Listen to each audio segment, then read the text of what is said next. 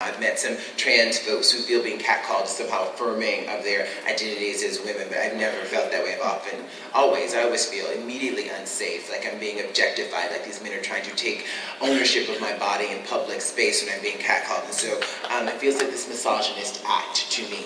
And then we have the moment of me being misgendered once they realize that I am trans, and so this misgendering is transphobia. And Julia Serrano calls the intersection of misogyny and transphobia trans misogyny. So we have this trans misogynist moment, and then we have the racial component, the racial piece, the use of the N-word. Now we all understand that the N-word can be re-signified based on context, but I've come to understand that particularly when folks of color refer to me as the N-word, it is usually tantamount to them saying that's a man, but not only that's a man, but that's a black man.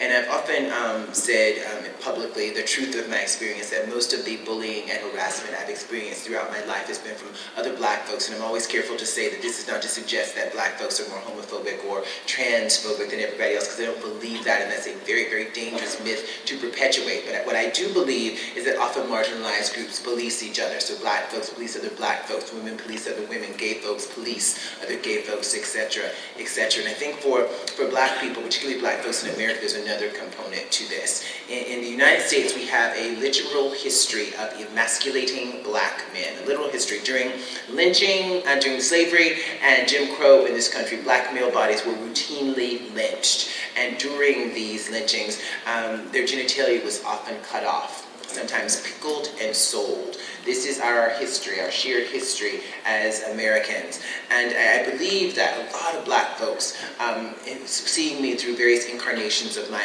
femininity throughout my life, have imagined that I am the realization of the historic emasculation of black men, and they have lashed out at me in a tremendous amount of pain.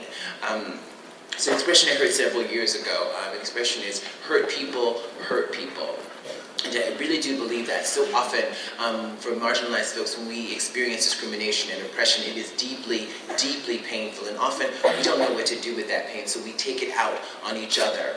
There was a moment about a decade ago, I was on the subway in New York City, and this woman was staring at me on the subway with all this contempt, a black woman. And usually when people give me that kind of energy, I don't respond.